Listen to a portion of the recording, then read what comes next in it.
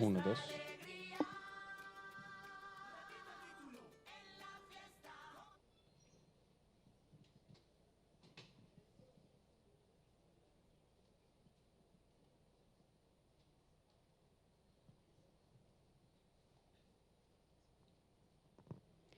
Hola, ¿qué tal? Muy buenas noches. Les queremos dar la bienvenida al auditorio del Parque Explora, en este espacio que se llama Charlas de la Tarde, en el marco de nuestra fiesta del libro y la cultura de Medellín.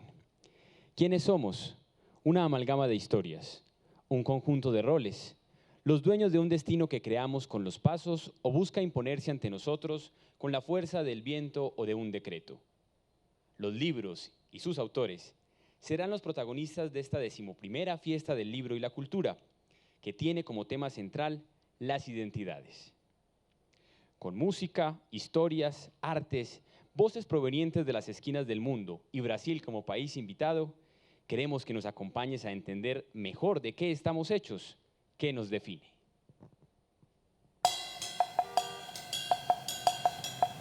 No todo corresponde, no todo es predecible. Detienes la mirada y descubres que en el arte de la contemplación hay frente a ti identidades que se configuran en la magia de la literatura. La lectura es de esta vida, de esta tierra. Está a la vuelta de la esquina. Vive la 11ª Fiesta del Libro y la Cultura de Medellín del 10 al 17 de septiembre.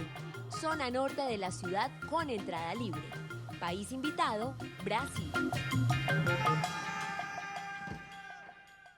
La Alcaldía de Medellín y la Biblioteca Pública Piloto les dan la bienvenida a la Fiesta del Libro y la Cultura, un evento de ciudad en el que celebramos la palabra, las artes y la cultura. Esperamos que su paso por la ciudad de los libros los deje llenos de experiencias, historias, amigos y sueños. Y nuestra fiesta es una celebración, así que los quiero invitar a que comencemos celebrando con un aplauso el arte y la cultura.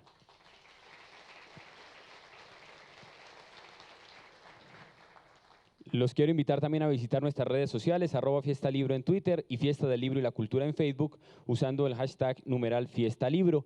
Estaremos también transmitiendo a través de streaming para que le cuenten a las personas que no pudieron acompañarnos esta noche en el auditorio, pues que se pueden sumar a esta conversación a través de las redes sociales. Estamos en el conversatorio La Brevedad, ese toque esencial para escribir historias inmensas.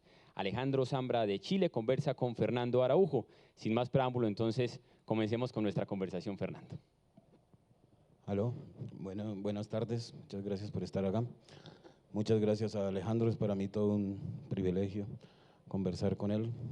Admiro fundamentalmente su obra, o lo que he leído de su obra, y las pocas palabras que hemos cruzado desde ayer que nos encontramos. Yo voy a comenzar aquí haciendo un pequeño perfil que escribí ayer de él, en el tiempo en que pudimos compartir, y después obviamente le haré algunas preguntas y al final pues abriremos el espacio para que los que quieran preguntar de ustedes pues le hagan preguntas a Alejandro. Dice: sandalias en la tarde, la barba sin afeitar, una camiseta desteñida, la mirada medio ausente, medio recordando, la voz profunda, las palabras lentas como si cada sílaba fuera elegida entre miles de sílabas, las manos fuertes, el pelo en desorden. Alguien le pregunta si él es Alejandro Zambra y él responde que sí, que mucho gusto. Tiene acento de Chile, aunque advierte que se ha perdido un poco, pues hace 7 meses vive en México. Luego habla de las veces que ha estado en Colombia y recuerda que hace años, muchos años, anduvo por Cartagena y se tomó un vuelo a Bogotá, y que allí se instaló en una piecita de un hotel de paso en la Candelaria. Acababa de dejar de fumar. Ni él se aguantaba a sí mismo, dice y sonríe. Alejandro, el motivo de esta charla es la brevedad para hacer obras inmensas.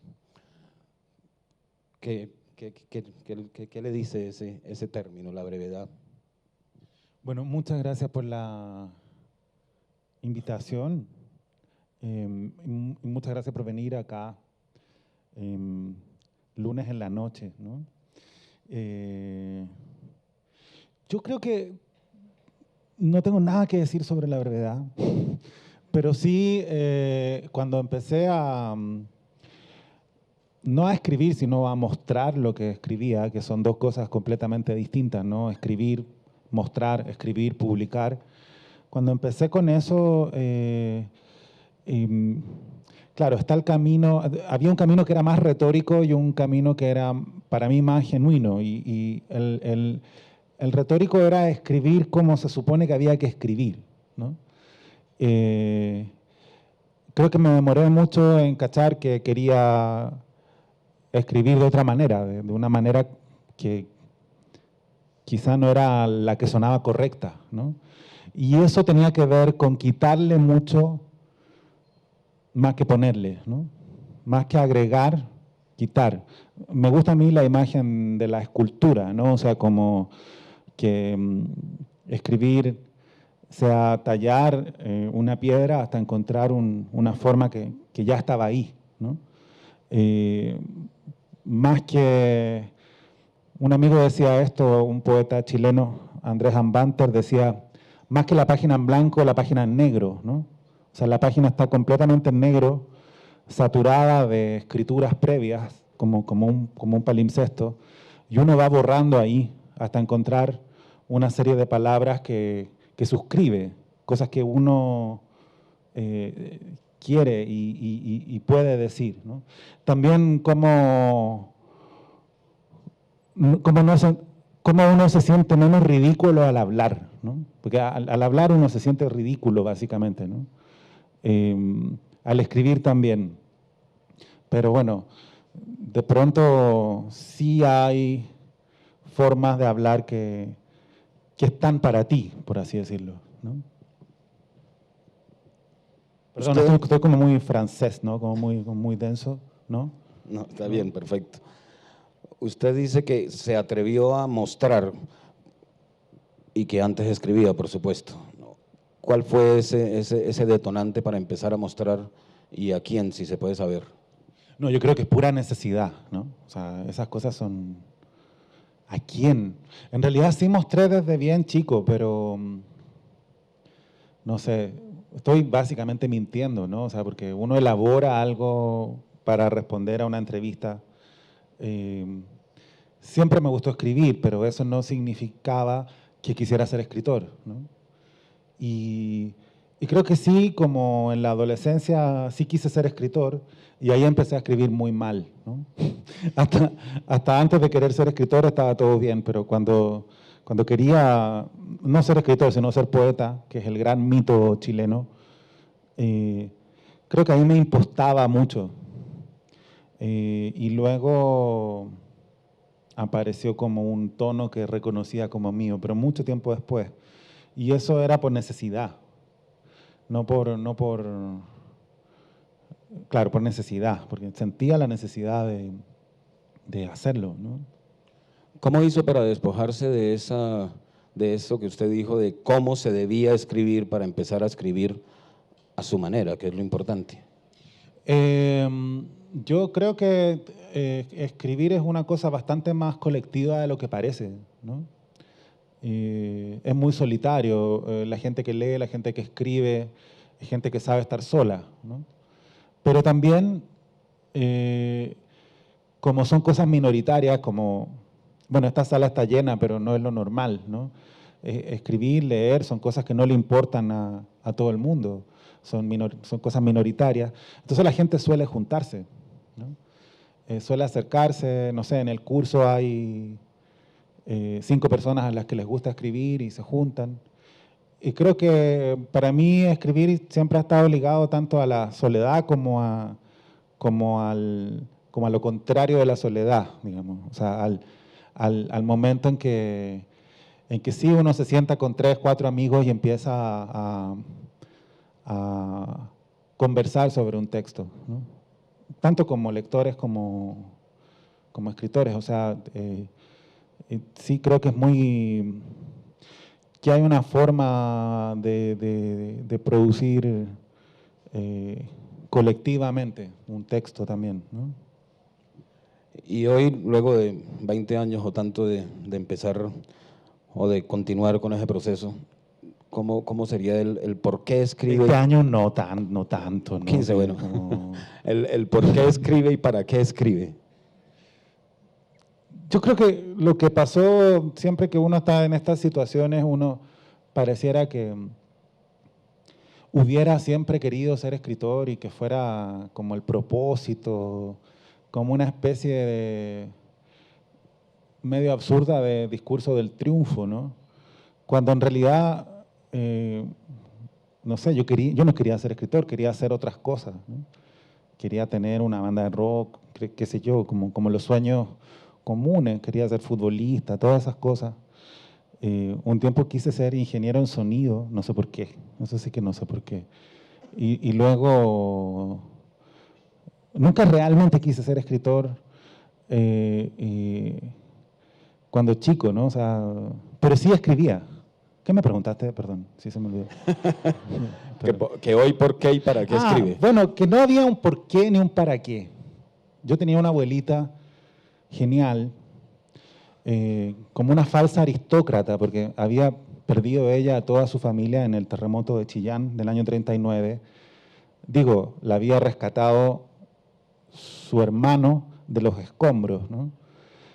Todo el pueblo se vino abajo y ella, que era, entre comillas, al parecer, no entre comillas, sino que parece que era una aristócrata de Chillán, se vio sin nada, sin un peso, y se fue a Santiago. Entonces, bueno, pasaron los años y cuando... y siempre fue muy pobre, ¿no?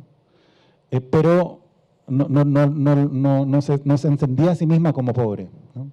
Al contrario, seguía siendo aristócrata y seguía encontrando que la gente de su propia clase social era una clase social inferior, ¿no? Lo que la hacía muy cómica, ¿no? Porque era una señora muy pobre que hablaba contra su propia clase y a la vez era muy solidaria con su propia clase, simplemente como que vivía en otro mundo. Un mundo de ópera, un mundo de poemas declamados, un mundo que no tenía nada que ver con su mundo real y ni con mi mundo real, ¿no? Entonces a toda la familia nos fue contaminando de este deseo de escribir y de expresar sentimientos. Pero yo nunca la vi leyendo un libro, ¿no? Nunca la vi con un libro en la mano. Pero claro, nos leía cuentos antes de dormir. O sea, nos contaba cuentos, ¿no? Sin leerlos. Los inventaba, recuerdos de cuando ella era joven o era una niña y cosas muy graciosas que habían pasado en Chillán antes de que se destruyera por el terremoto. Entonces eran historias muy graciosas, pero terminaban muy mal porque todo el mundo moría en el terremoto, ¿no? O sea, pura historia. Tampoco era que pudiéramos dormir después de escuchar esas historias. Y creo que ese tono a mí siempre como que era lejos la persona más admirable para mí, por esa capacidad de ir de la risa al llanto. De pronto ella empezaba a contar algo muy gracioso y se ponía a llorar. Entonces, por ahí creo que siempre me gustó, me parecía prestigioso en un comienzo escribir, y luego ya escribía desde muy chico. Pero, ¿por qué? Porque sí, creo que es la única respuesta. ¿Y le mostró a su abuela? ¿Alcanzó a mostrarle alguno de sus...? Sí. ¿Y qué decía? Bueno, era mi abuela, ¿qué iba a decir? ¿No? Maravilloso, qué sé yo. Escribía canciones también cuando chico. Eso era lo que ella más celebraba, porque era mucho más también musical que... pero luego también hay otras influencias, como, no sé, los relatos radiales de partidos de fútbol, ¿no? Que creo que es la primera noción de estilo que yo tuve en la cabeza, ¿no? Porque en particular había un relator chileno, Vladimiro Mimisa, que a mí me gustaba muchísimo escucharlo, me gustaba casi más que el fútbol, ¿no? Escuchar a este hombre narrando lo que... Bueno, siempre los relatos son más divertidos que el partido, sobre todo en el fútbol chileno, que a veces es muy, muy lento. El relator hace que parezca que es todo muy divertido y que todo el mundo lo está pasando muy bien en el estadio. Y en ese tiempo no era tan habitual el fútbol en la tele, entonces creo que eso también era una fuente de relato, ¿no? Pero yo creo que siempre se escribe porque sí, o sea, y que esa es la gracia. O sea, ¿Cómo surge un libro en su cabeza? De una imagen, de algo que le contaron, de algo que vio, no sé, ¿cómo van surgiendo? Algunos, por lo menos. de algo que no se puede resolver, ¿no? Creo que un libro, una novela, un cuento es algo muy distinto de una opinión, ¿no? No es que yo no tenga opiniones, tengo muchas opiniones, pero en el fondo si es tan sencillo como escribir la opinión, bueno, ahí está, ¿no? No es necesario escribir un cuento, no es necesario escribir una novela, escribir un poema. Sí es necesario cuando uno no sabe muy bien lo que piensa o lo que quiere decir, cuando necesita ponerlo en duda. Por poner el caso de Bonsai, esta novela, bueno, no sé si es una novela, es un archivo de Word de 30 páginas, ¿no? Pero esa novela que es tan corta, me demoré mucho en escribirla porque en realidad lo primero que tuve fue, y esto parece que es muy absurdo, el título. Quería escribir una novela que se llamara Bonsai, y eso era todo lo que sabía del libro, ¿no? Pero claro, era porque de algún modo la imagen del bonsái me resultaba problemática y no sabía bien explicarme a mí mismo por qué, ¿no? Bueno, ¿los bonsáis son bonitos o son feos? ¿Qué piensan ustedes? Son feos, ¿no? O sea, yo creo que yo me hacía esa pregunta, o sea, y por algún motivo aparecieron de pronto en Chile los bonsáis en los años 90.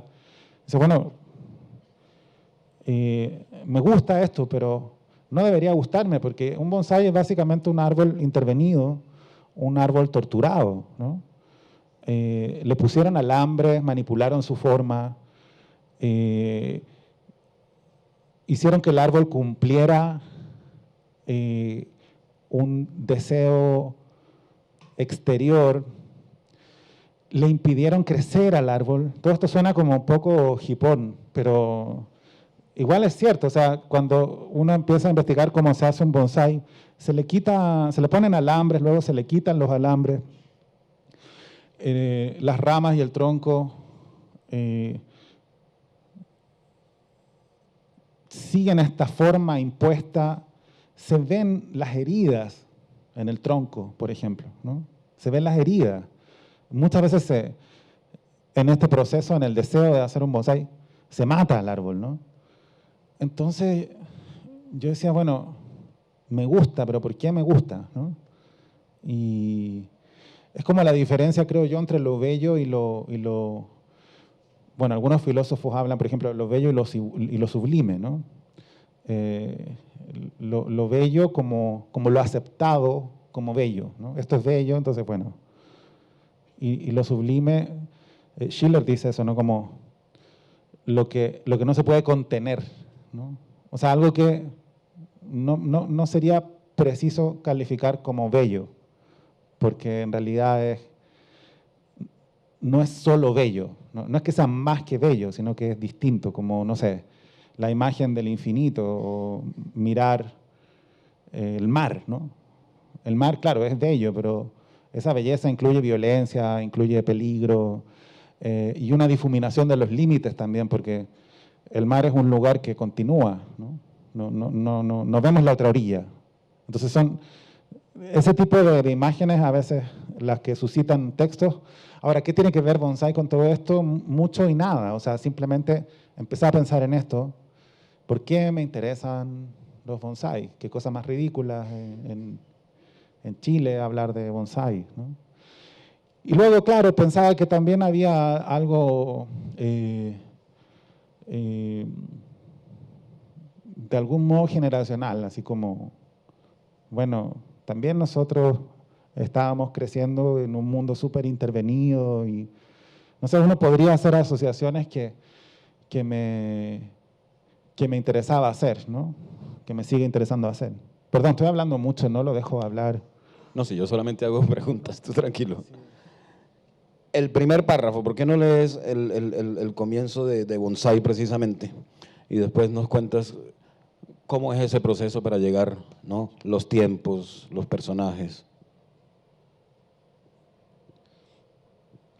Al final ella muere y él se queda solo, aunque en realidad se había quedado solo varios años antes de la muerte de ella, de Emilia.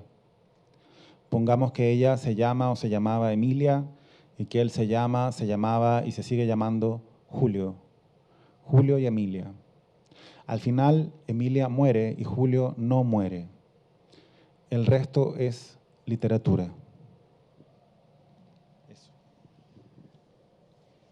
¿Cómo fue ese trabajo para definir el tiempo, definir los personajes ahí, las frases cortas, etcétera? No me acuerdo bien, porque o sea, yo sí creo mucho en el borrador, ¿no? Quizá es algo, incluso un vicio del tiempo de los procesadores de texto, ¿no? Como que el texto nunca estuviera en un estado de potencia definitiva. Entonces escribía, sobre todo esta novela es una novela muy de fragmentos, que fue escrita de forma muy contraria incluso a la secuencia. O sea, escribí partes del final al comienzo, como estaba todo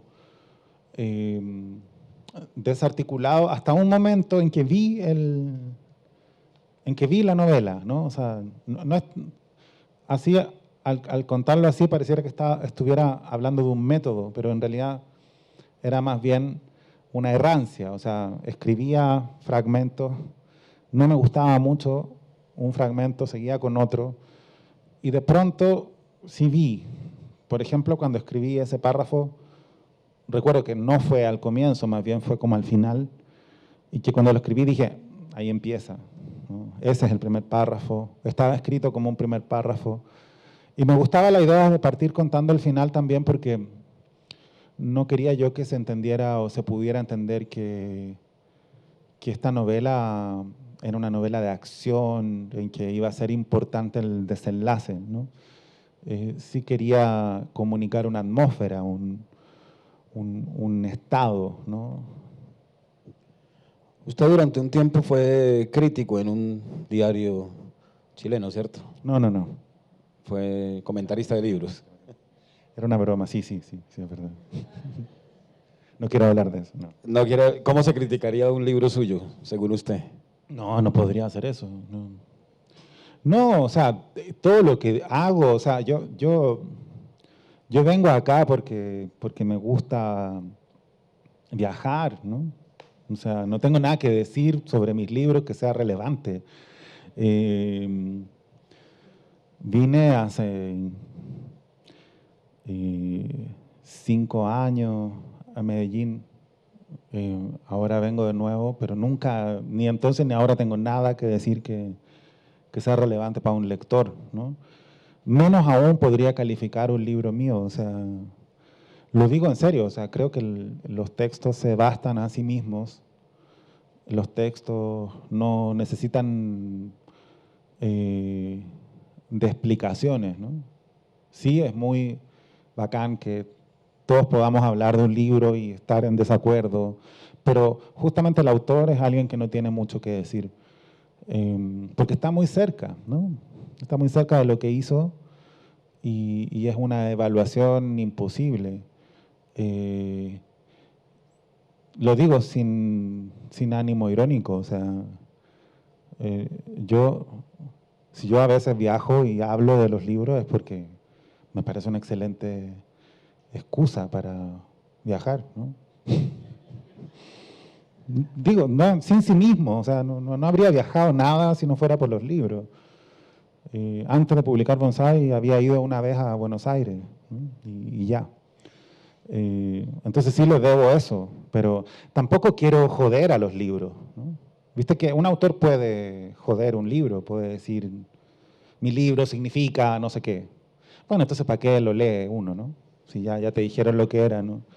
Se abre el diario y dice, sale una entrevista a un autor y dice, mi libro es la novela de la Colombia del siglo XXI. Ah, ya, yo no sabía lo que era, ¿no? Entonces ya no la leo. Porque si ya sabes tanto, ¿para qué escribiste una novela, no? Si me estás diciendo lo que significa. Entonces es un juego muy extraño el que no voy a... digo, soy totalmente impuro. Por ejemplo, vengo acá, estoy acá, hablo del libro, a pesar de que sé que no tengo nada relevante que decir sobre mis libros, hablo de mis libros, pero sí trato de no hacerles daño, ¿no? Al hablar, ¿no? Esa es mi única, ¿cómo se dice? El único atenuante, ¿no? Que trato de no hacer nada que pudiera lastimarlos, por así decirlo. ¿Cómo es la creación de los personajes de sus libros? Generalmente tienen cara, ¿no? Yo creo que eso es casi lo único que sé.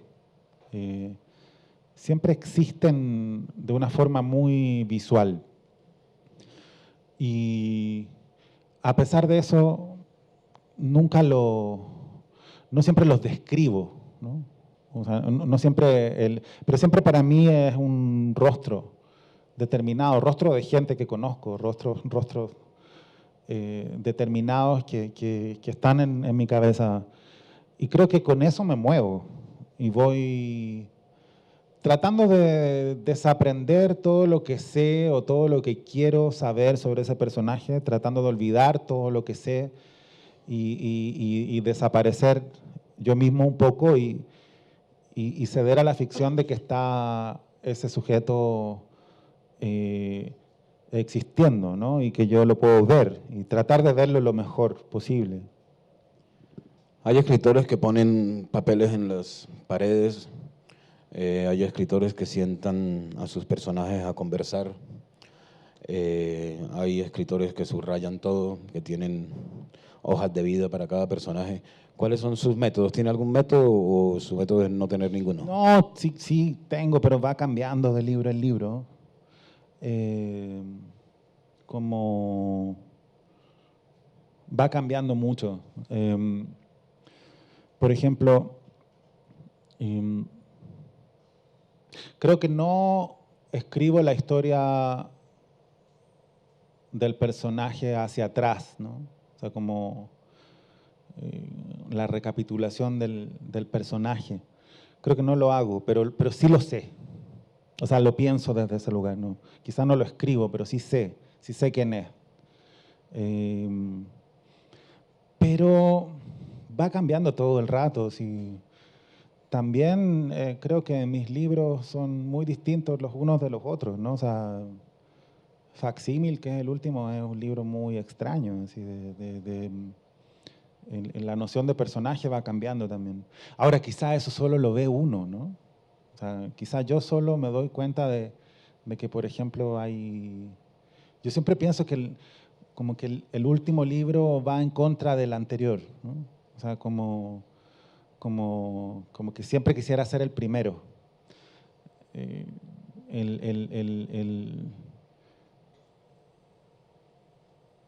Decía yo ayer la idea del repitente, ¿no? O sea, como que los escritores somos repitentes porque escribimos más de un libro, o sea, bastaba con un libro, pero escribimos otro, que en el fondo es como corregir el anterior, ¿no? Y también como olvidar el anterior, ¿no? ¿Y qué ocurre en usted cuando no está escribiendo?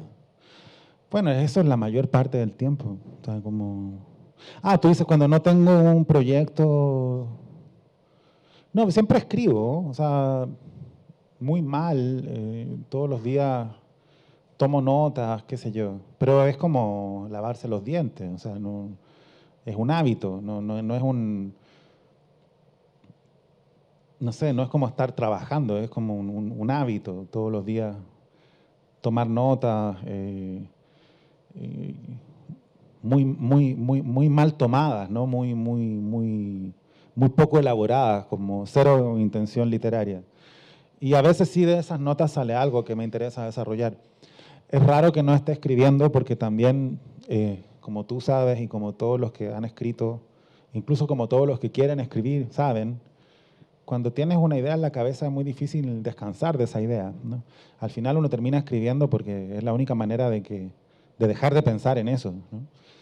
Yo al menos soy mucho más obsesivo que metódico, o sea, admiro a esos escritores como el modelo Vargas Llosa, ¿no? Que escriben todos los días determinada cantidad de palabras, profesionales en ese sentido. Pero a mí me costaría mucho proceder así, porque sí, rutinariamente me cuesta mucho. Hay días que escribo 0 palabras, ¿no? Y hay días que escribo muchas palabras, pero jamás me ocurriría contarlas, ¿no? O sea, Usted decía que quería ser poeta, como casi todos los chilenos, o como se cree que son casi todos los chilenos. Y lo dejó. ¿Estoy en lo cierto, más o menos? ¿Y como por qué? Si sí lo dejó o no. no, sí escribo poesía, pero no muy buena. O sea, no me gusta, no. Tampoco es que me guste ninguno de mis libros, así realmente, ¿eh? Así como yo no soy muy fan de mis libros. Como que ya existen, ¿no? Hay un momento en que uno abandona el libro y ya está hecho y tiene sentido desembarazarse y mostrarlo y es una forma de olvidarlo. Pero y con la poesía nunca he dejado de escribir poesía, pero bueno, también hay, no sé, Facsímil también tiene algo de poesía, creo yo, pero creo que también se exageran las diferencias entre los géneros literarios, ¿no? O sea, se exagera mucho, como, no sé, cuando se publicó Bonsai, por ejemplo, decía gente, bueno, esto no es una novela, ¿no? Bueno, ¿y qué? ¿No? ¿Qué importa que sea una novela o no? A mí me gustaba que dijeran eso, me parecía un halago, ¿no? Esto no es una novela. No sé, si uno lee, por poner un caso inverso, en todo sentido, La montaña mágica, uno termina de leer La montaña mágica y uno no dice, qué excelente novela acabo de leer, qué bien encarna este libro la idea de novela que yo tenía previamente, ¿no? Sería una forma muy rara de leer una novela. Uno simplemente leyó algo que le gustó mucho. Y luego, por supuesto, se puede profundizar y profundizar y profundizar en el gusto. Pero yo no entiendo por qué se habla tanto de si es cuento, si es novela, si es poesía, si es ensayo. No, yo creo que se exagera eso realmente, porque al menos como lector yo no ando buscando leer una buena novela, ¿no? Realmente leo muy pocas novelas también, ¿no? O sea, pero tú me habías preguntado otra cosa, ¿no? No, pero sí me preguntaste otra cosa, ¿no? ¿Te pregunté qué? Otra cosa me habías preguntado. No, sobre la poesía. Ah, no, sí, es que la poesía es como el gran mito chileno, o sea, realmente. Y hay una comunidad de poesía, o sea, de poetas y una tradición muy fértil, hay muchos poetas muy buenos, así, más allá de todo chauvinismo. Y la narrativa también tiene muy buenos autores, pero como que no constituyen una tradición, ¿no? Son más autores aislados. Yo digo como broma que los narradores son personas más solitarias, ¿no? Porque el poeta chileno tiene mucha vida social, ¿no? como participa de un espacio, pelea, propone, discute, ¿no? Los narradores están más calladitos, más piola. Yo supongo que en muchos de sus personajes está usted, pero en muchos de esos personajes, o muchos de esos personajes son muy usted, ¿o no? No. No hay ninguno. No, yo no sé, pero yo sí creo en lo que creía. O sea, sí, perdón, voy a tomarme un traguito. Yo sí creo en el psicoanálisis, ¿no? O sea, que cada día uno va a contar la historia de una forma distinta. Y que solo se cuenta una historia para saber cómo sería contar esa historia, ¿no? Cómo saldría hoy. Creo que incluso los textos aparentemente más autobiográficos dependen de un aquí y de una ahora que va cambiando, que va reformulándose. Y bueno, eso podría ser un misterio, pero en realidad me gusta la idea de que es un misterio eh, cotidiano, ¿no? Que se da todos los días, ¿no? No sé si uno podría aferrarse tanto. Bueno, no sé. Está yendo todo el mundo. Abro la Mira, posibilidad para que mira, el se van, público, ya 10 se fueron. para que el público pregunte. Sí, No sé quién quiera preguntar. podríamos hablar en decasílabos, ¿no? O algo así. Ya le pasan el micrófono. Buenas noches. Yo quería preguntarle a Alejandro, bueno, casi siempre que lo entrevistan le preguntan por Roberto Bolaño, pero yo quisiera preguntarle por un peruano y como qué significa ese encuentro con la literatura de ese peruano, que es Luis Hernández. Sí, me gusta mucho, pero yo lo asociaba a un poeta chileno que se llama Rodrigo Lira, que también es un poeta que me importa mucho desde chico, porque hay algunas similitudes. Ahora, de Luis Hernández lo primero que leí fue un libro precioso que se llama Una impecable soledad. Y un libro rarísimo que se puede leer como poesía de vanguardia, pero que también tiene unas lecturas sumamente sencillas, ¿no? O sea, también podría ser leído como un libro muy confesional. Como que mezcla, es muy sofisticado y muy simple a la vez, ¿no? A mí siempre me atrae esa mezcla. Y todo lo que leí de él luego me gustó parejamente mucho. Pero no lo he leído todo, porque parece que nadie ha leído todo, ¿no? Para quienes no lo... ¿Por qué no le cuentas a tu... Cuéntalo tú, porque yo digo generalidades como que es un poeta cuyos libros han circulado de forma muy confusa, ¿no? Pero... Hay una biblioteca, perdón, sí, creo que hay una universidad en Perú que tiene como todos los facímiles de los cuadernitos que hacía Luis Hernández. A mí me interesa mucho, yo lo conocí por vos, o sea, te lo vi mencionar y me dio la curiosidad de buscar.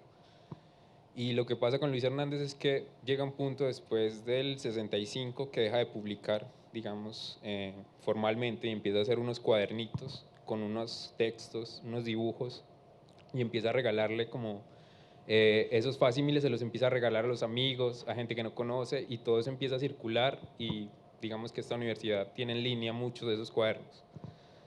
Y también te quería preguntar como esa idea de ese poeta, digamos, esa idea del poeta que no se vende, digamos, que está escribiendo de una forma que no está atada a una editorial, sino que está como con la vanguardia, contra el sistema, ¿cierto? Y no dejar que lo engulla y empezar como a esparcir sus textos de otra manera. Como, ¿qué pasa ahí cuando, digamos, vos que vienes de todo ese trasfondo de los poetas y que tienen como cierta lucha ahí también con ese sistema de edición? Sí, yo creo que uno se...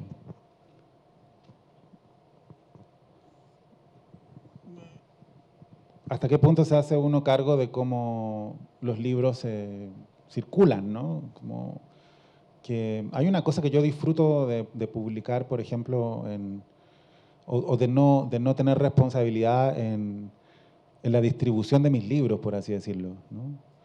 Que es justamente que le lleguen a gente que no conozco en lo absoluto y que jamás conoceré, ¿no?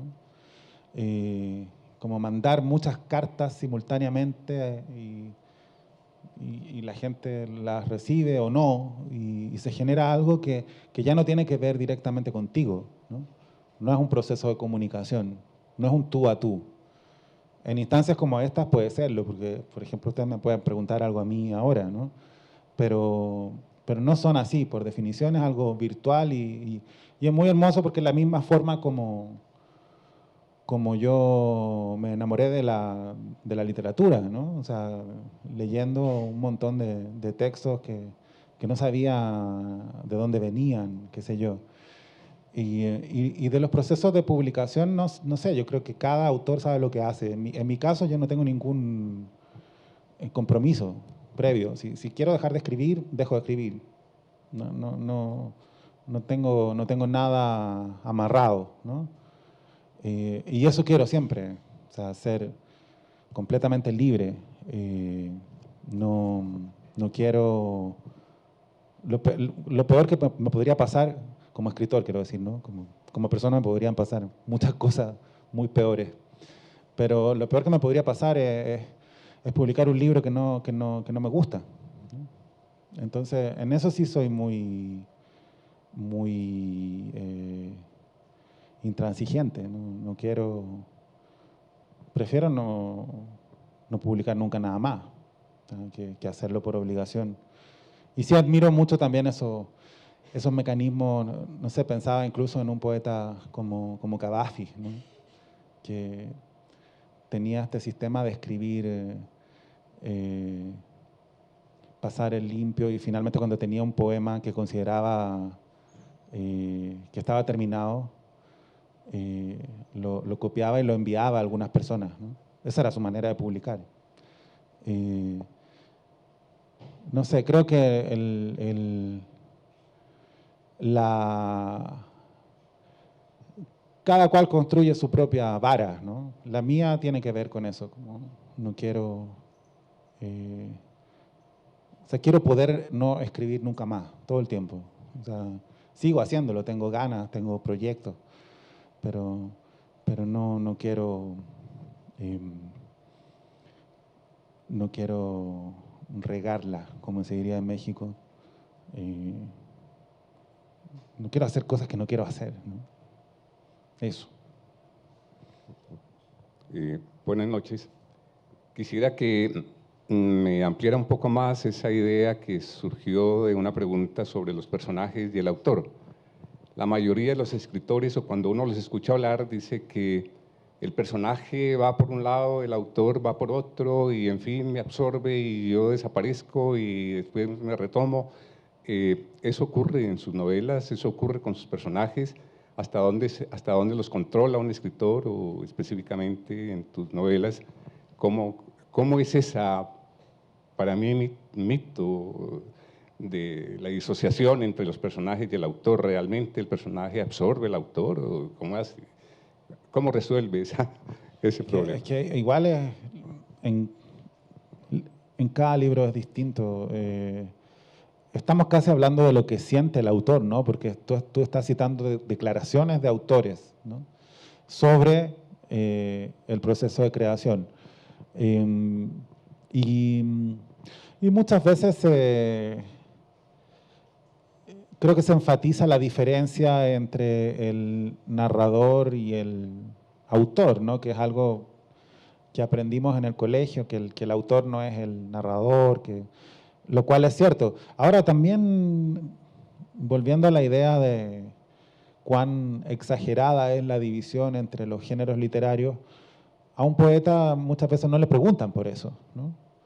Ni siquiera porque asuman que el poeta, al hablar en primera persona, es el autor. Pero por algún motivo el pacto de lectura de la narrativa y la idea de narrador supone una distancia que la idea de poeta no supone, ¿no? Entonces, digo todo esto como para salir del paso de tu pregunta, pero creo Creo que cada libro es distinto, porque, por poner el caso de Formas de volver a casa, que fue la última novela más tradicionalmente catalogable como novela que yo escribí, creo que ahí había una disposición a trabajar con materiales biográficos. Por ejemplo, al momento de escribir la novela miraba fotos de familia, ¿no? Y me preguntaba, bueno, ¿quién tomó esta foto? ¿Por qué no sale? ¿Por qué no sale tal persona? ¿Por qué no sale esta otra? ¿Lo tomó alguien de la familia? Así me hacía esas preguntas y eso funcionaba como dispositivo de relato, lo que no significa que esa novela fuera sobre mí, porque ¿a quién le importa lo que me pasaba a mí? Lo que importa tiene que ver con el momento en que la historia colectiva y la historia personal se empiezan a confundir, ¿no? Entonces ahí tú dices, bueno, esto también me pasó a mí, esto que estoy leyendo también me pasó a mí. Pero yo creo que en esa novela en particular hay un tema, aunque yo no creo mucho en la noción de tema, pero hay una búsqueda por elucidar en qué medida la historia colectiva entra en la historia privada. ¿Hasta qué punto es posible contar algo sin apelar a la historia? ¿Y hasta qué punto es imposible construir un yo fuera de lo social, ¿no? Entonces creo que de verdad en cada libro es distinto. Perdón, estoy dando respuestas muy cortas, largas, ¿no? Pero puedo dar respuestas cortas también, ¿no? Yo creo que sigo yo. Como sí o no, puede ser un sí o no, ¿no? Te paso este. Pero voy a preguntar yo. Gracias. Quería recordar dos imágenes de tu obra. Una es de las escenas finales de Formas de volver a casa, cuando un adulto mira los autos y recuerda el auto viejo de sus papás, ¿cierto? Como esa parte de atrás. Y también Julio, que da vueltas y vueltas en un taxi, y pensaba en ese lugar, en la parte de atrás del carro de los papás, quizás en la infancia, la pregunta es para la infancia, como un lugar donde los niños, no sé, imaginan, ensueñan y están solos, como porque los papás le dan la espalda. Quería preguntar exactamente por esa imagen, qué piensas de esa imagen y por qué está ahí en ese libro, en una parte tan importante del libro. Gracias. En el final. Sí, perdón, spoiler.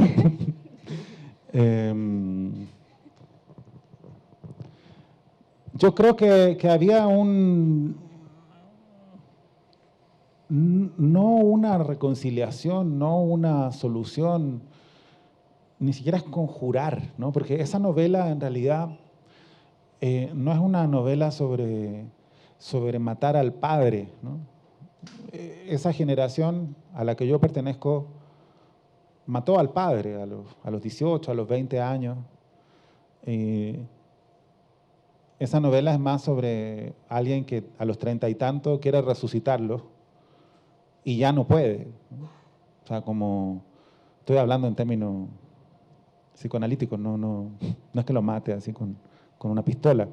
Pero entonces como que quiere no reconciliarse, sino como es una pregunta por dónde está tu casa, ¿no? O sea, ¿cuál es tu casa?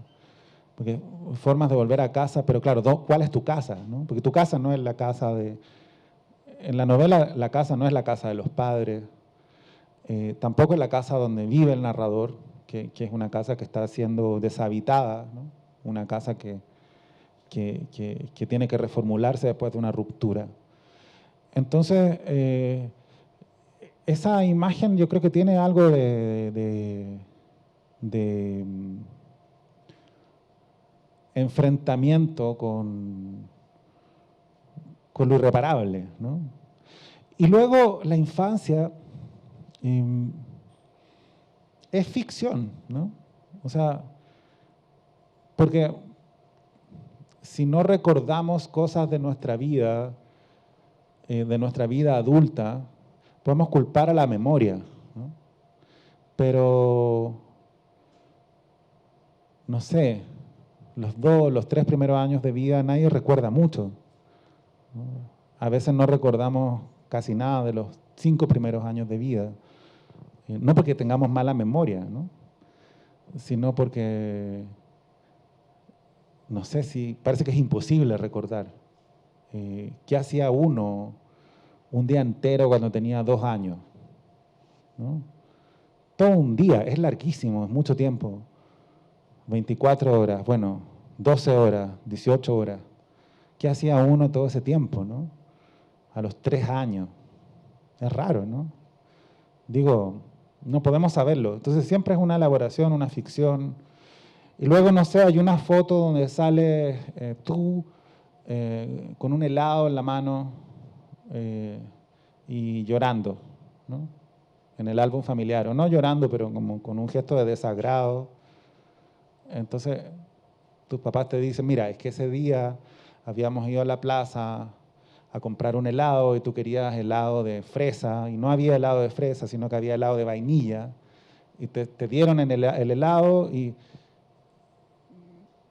tenías esa cara porque querías en realidad el helado de fresa, ¿no? Y no recuerdas en lo absoluto nada de eso, pero de tantas veces que te mostraron la foto, crees recordarlo. O sea, crees recordar ese día en que fuiste a la plaza, que querías el helado de fresa, y nada de eso lo recuerdas realmente, ¿no? No sé por qué estoy hablando de esto, pero creo que la novela es muy sobre eso, sobre esa atmósfera, esa tensión, esa búsqueda. Siempre que hablamos de la infancia estamos formulando una historia. No tenemos ninguna certeza de que lo que decimos sea cierto, ¿no? Sí te contesté. Sí. Alejandro, acá. Bueno, más que una pregunta, yo quería hacer un agradecimiento porque a partir de Bonsai y sobre todo esa primera frase con que empieza y otras imágenes que hay dentro de la novela son inspiración para un espectáculo de cuentería que yo hago. Entonces son imágenes prestadas tuyas que se juntan con imágenes que yo viví y otras que me inventé que generan espectáculo. Es mi primer espectáculo de cuentería que se llama El Pocillo Rojo. Entonces, más que pregunta, era un agradecimiento por esa novela y por lo que sucede, que aparte me ha permitido viajar, conocer diferentes sitios gracias a eso. Bueno, de nada, ¿no?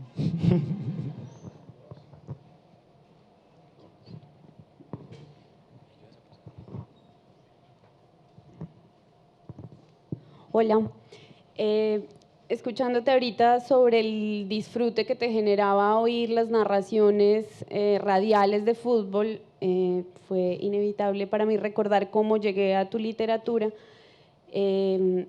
Había una librería muy bella en Bogotá que acaban de cerrar, La Madriguera del Conejo, y alguna vez hojeando, estaba viendo Bonsai sin saber nada, el librero me recomendó, terminé leyéndolo.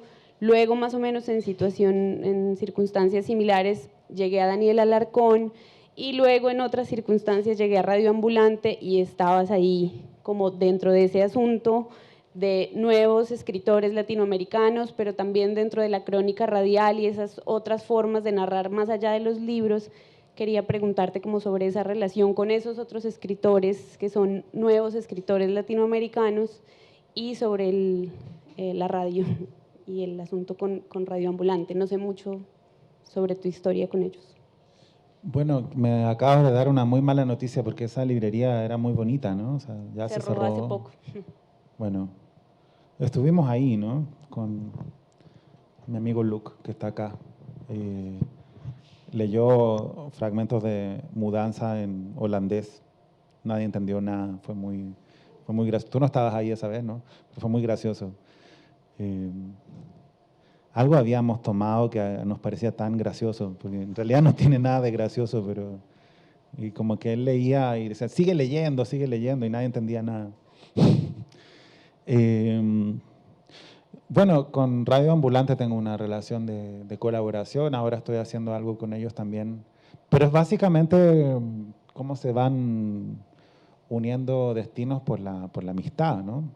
uno luego puede intelectualizarlo todo y decir, yo creo que la radio, bla, bla, bla, pero básicamente me hice muy amigo de Daniel Alarcón, ¿no? O sea, y para darle carta de ciudadanía a la amistad, uno hace proyectos, ¿no? Y yo también soy muy proyectista, o sea, genero muchos proyectos y materializo como uno de cada 20, ¿no? Pero sí he conocido a varios escritores de más o menos mi misma edad con los que hay mucho diálogo y y una sensación colectiva, ¿no?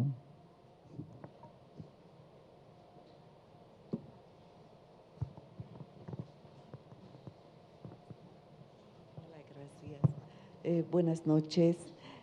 Mi pregunta va al nombre de la conferencia, que es sobre la brevedad. Y yo voy pensando si el tema de la brevedad es una cuestión técnica, es una cuestión de estilo o es una intención del autor. Cuando escuché el primer párrafo, yo no leí Bonsai, tampoco te conocía. Yo tampoco Sí, me no nos conocíamos, me llamo Katia. Entonces, yo recordé un cuento, el cuento más corto que escribió Hemingway, ese mismo, vendo zapatos de bebé sin usar, ¿cierto? Entonces yo quería preguntarte el tema de ese primer párrafo. ¿Es intencional extraer una gran cantidad de la historia por fuera del párrafo y dejar la tarea al lector para que complemente? Aunque eso está muy intelectualizado, ¿cierto? Eso que acabo de decir. Pero, ¿cómo es contigo? Sonó muy bien, funciona entonces eso? todos hicimos como que entendimos lo que dijiste. Pero claro, sí. Es que mira, yo podría decir que hay un interés por lo no dicho, pero haciéndole honor justamente al título de la conferencia, que no hemos pescado mucho, ¿no? Lo siento. Más bien son las recetas estilísticas de Ezra Pound o qué sé yo. En Chile, Vicente Huidobro decía, el adjetivo cuando no da vida, mata, ¿no? Ezra Pound hablaba de evitar todo adorno, ¿no? Yo creo que tiene más que ver con eso, con no rellenar. Que no pones un adjetivo porque ahí debería haber un adjetivo, sino porque ese texto necesita el adjetivo y porque el adjetivo hace que cambie todo, ¿no? Ahora, visto así como miniatura, parece un proceso muy laborioso y lo es, pero también creo que tiene que ver con cómo fluye un texto, ¿no? Y yo creo que me he puesto cada vez más, o sea, como que en parte Bonsai era un libro que también era sobre el bloqueo, ¿no? O sea, sobre el deseo de decir y sobre el pudor de decir, ¿no? O sea, era un libro como sobre la parálisis también, sobre, no sé, unos chicos que quieren, no sé, que saben que no hay fundamento, que no tienen salvación, que a nadie les importan su vida, y sin embargo sí quieren escribir, ¿no? O sea, como que saben que no hay esencia o que no hay un centro, pero quieren buscar ese centro, que saben que no existe, ¿no? Recuerdo un fragmentito de Álvaro Mutis en que dice, hay dos metales a ver, ¿cómo es? Hay dos metales y... Hoy se me olvidó totalmente. Hay dos metales que conceden... Se me olvidó totalmente, me lo sabía. Tanto que pensé que lo iba a recordar. Hay dos metales que alargan la vida y conceden a veces la felicidad. No son el oro, ni la plata, ni cosa que se les parezca. Solo sé que existen. ¿No? Ese, me acordé. Pero a mí me gustaba mucho esa... como, hay algo, ¿no? Y hay que buscarlo. Y creo que la manera de buscarlo es tartamudear también, ¿no? O sea, digo, por un lado está la precisión, la palabra perfecta, evitar el relleno, pero también creo que hay que tartamudear. La poesía tartamudeo, pero no fue intencional. La poesía es tartamudeo, ¿no? Es balbuceo, es hablar mal, ¿no? A mí me encanta una cosa que dice este mismo amigo Andrés Ambanter, que los poetas no tienen facilidad de palabra, ¿no? No es que los poetas hablen bien, lo que pasa es que el lenguaje, la expresión, les parece un problema importantísimo, ¿no? Entonces, es más bien luchar contra la incapacidad de comunicar y a partir de eso comunicar, ¿no? No es que sepan hablar en público o que sepan, quizás no saben, pero saben que no saben y buscan y rebuscan en ese fondo, porque finalmente la literatura quiere hablar de lo innombrable, ¿no? O sea, quiere llegar en lo más cerca posible de lo que no se puede decir, ¿no? No sé. Fernando, Alejandro, muchas gracias por habernos acompañado. No, pero yo quiero seguir hablando. ¿Sí? No, Bueno, no. está bien. Muchas gracias, un aplauso para ellos. Muchas gracias por la invitación. Y a ustedes les agradecemos su presencia en esta actividad y los invitamos, por supuesto, a recorrer los demás espacios de la fiesta. La imaginación la ha convertido en un amigo que se espera con ilusión durante el año y se despide con nostalgia cuando baja el telón. Los invito entonces a disfrutar de estos días y a seguirnos en nuestras redes sociales. Una feliz